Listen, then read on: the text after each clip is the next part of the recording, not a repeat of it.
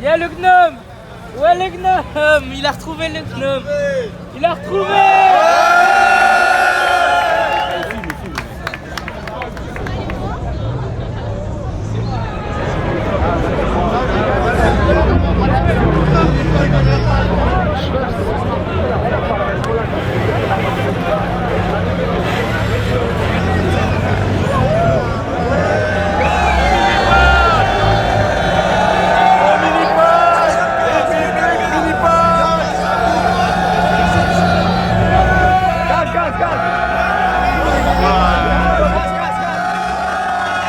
Mais je vais me faire arrêter, c'est malin.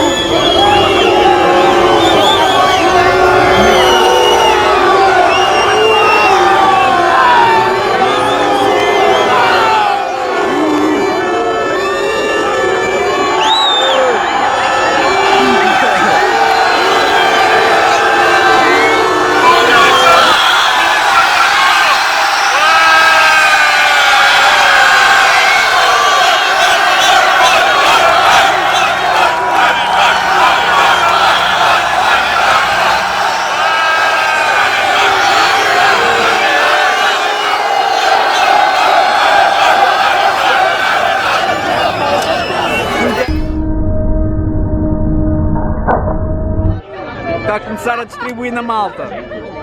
Eles já andam passados.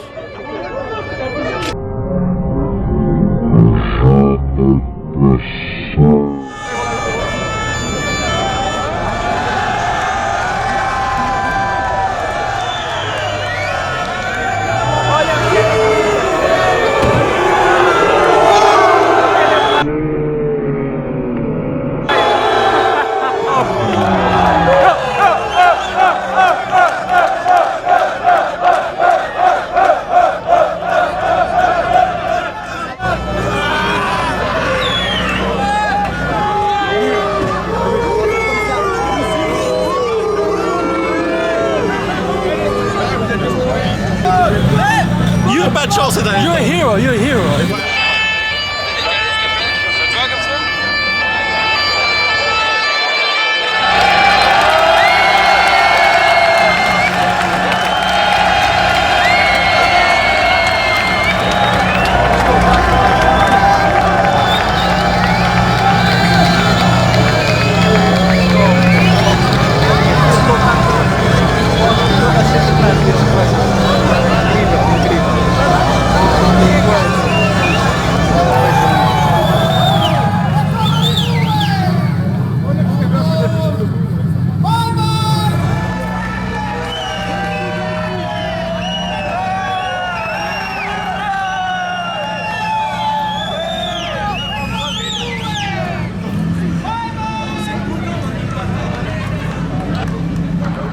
So 20 minutes later, the police has actually sort of shut down the road, and the peace is back here at one corner at the Fairmont Hotel. Yeah. Still, pray for Park.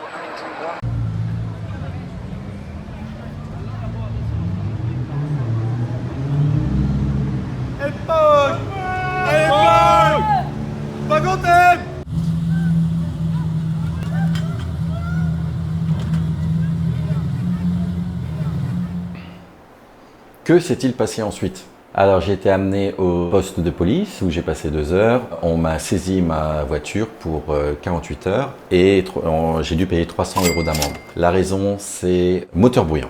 Voilà. Mais c'est pas tout. Parce que ensuite les policiers ont évoqué la possibilité de me poursuivre pour outrage à agent. La responsable en fait presse du salon du Top Mark a dit à un ami à moi, Pog, on va l'exclure définitivement de Monaco.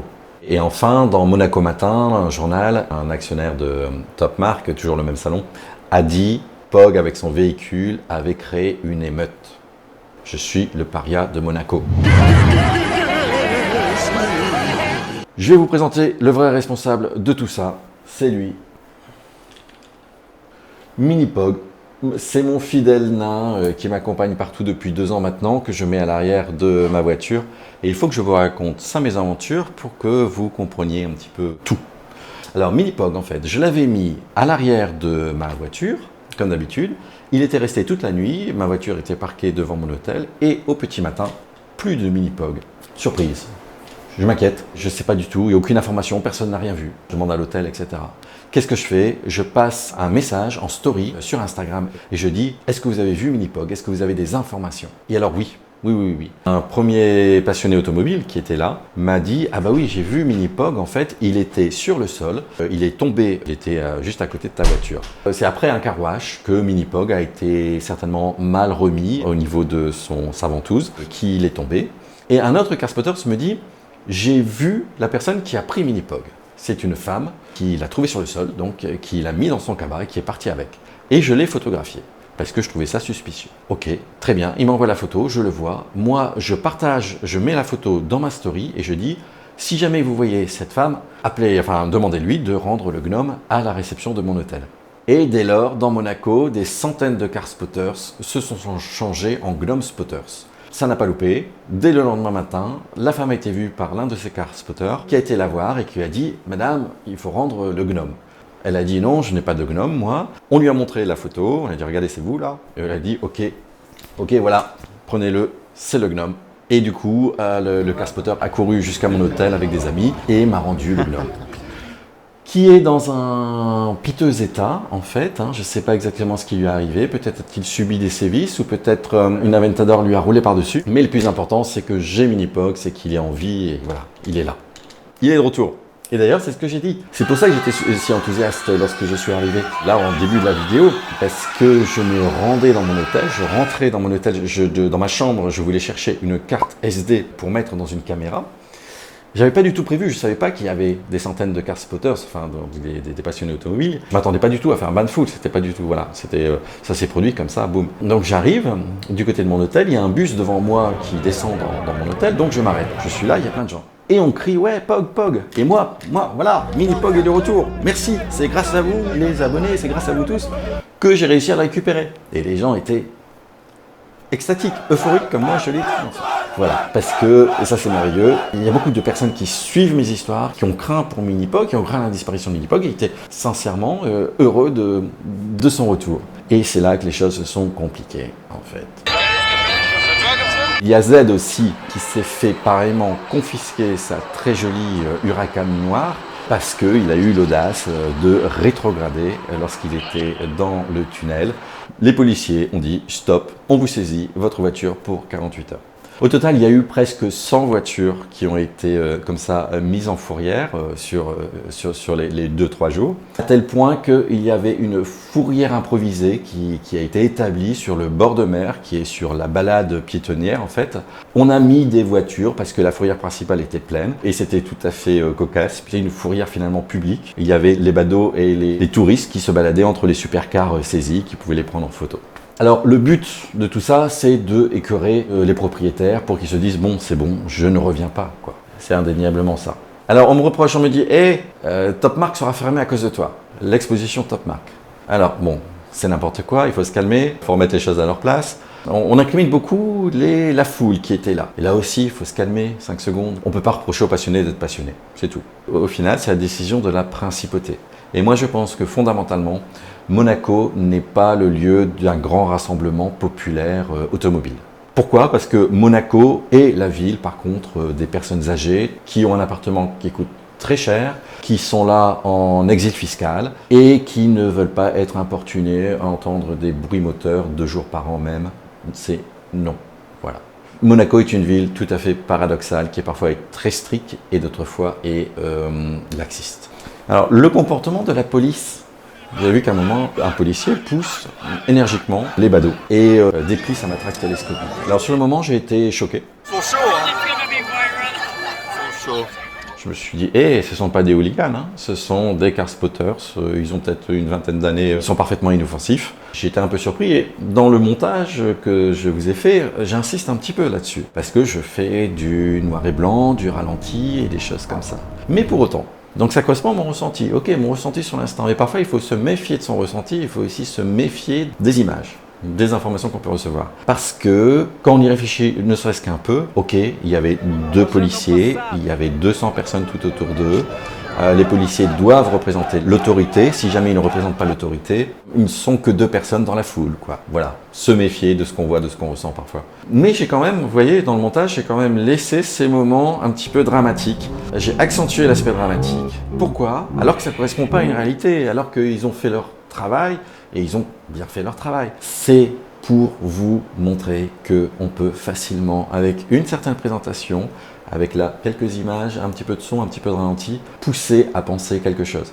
Ah oui, il y a aussi, vous avez vu, le policier j'étais en train de filmer, le policier m'a saisi vigoureusement mon bras et me l'a abaissé pour que je ne filme plus. Bon, ok, je ne savais pas que je ne pouvais pas filmer, je ne sais pas pourquoi, mais toujours est-il.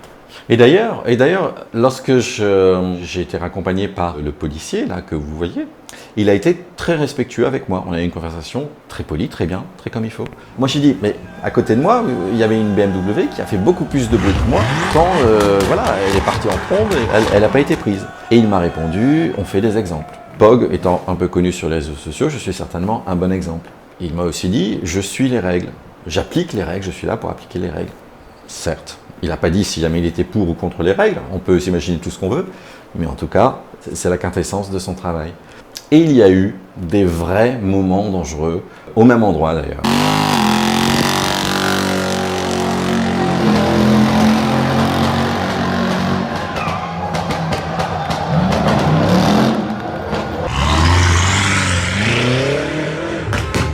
Imaginez qu'elle ait fauché la foule, ça aurait été catastrophique. J'ai pas vu cette voiture à la fourrière. Bon, j'espère que les règles strictes ont été appliquées pour elle particulièrement.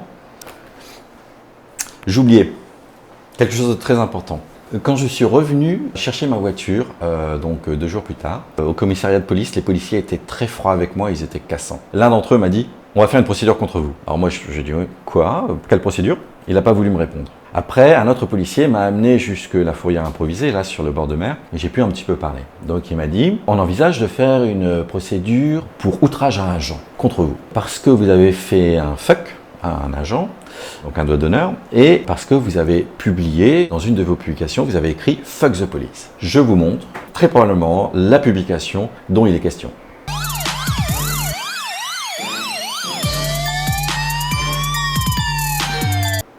Ok, mon compte est bon, il écrit fuck the police, je fais un fuck, voilà. Sauf que non, pas tout à fait. Sauf que ce n'est pas moi qui ai fait cette publication, c'est quelqu'un qui était là, donc c'est pas moi qui ai écrit fuck the police. Ouais, mais je fais quand même un fuck, devant un policier là. Hein? Oui ou non? Parce que là, vous avez un point de vue, littéralement un seul point de vue de caméra d'appareil photo. Je vais vous montrer la même chose sous un autre point de vue.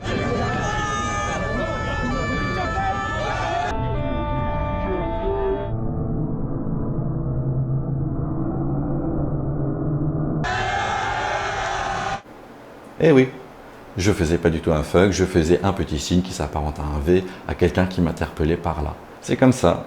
Et c'est pour ça que je fais cette vidéo finalement. C'est ça qui m'intéresse dans la vidéo, c'est que, attention, ne prenez pas un seul point de vue, écoutez toutes les opinions avant de vous forger une idée. C'est tellement important. Pour cette petite histoire, c'est pas important du tout parce que c'est une petite histoire de rien. Certes, ça parle de mon milieu, le milieu automobile, de choses comme ça, donc c'est pas inintéressant. Mais dans la vie de tous les jours, avec vos proches, avec les choses qui sont vraiment importantes, attention. C'est très facile d'avoir une idée et de voir un angle parce que d'être influencé par un angle, par une manière de présenter les choses, une manière de voir les choses et de manquer l'essentiel, quoi. Les gens du top marque qui ont eu des mots durs, ils ont entendu des choses, etc. Ils se sont imaginés, ça s'est cristallisé sur moi. Il fallait un nom, il fallait un bouc émissaire. Donc c'est parfait, Pog. Voilà. Pog a fait une émeute. Il faut exclure Pog de Monaco. Bon, comme si jamais ils avaient le pouvoir d'exclure, comme si on pouvait exclure quelqu'un de Monaco pour avoir été bloqué par la foule.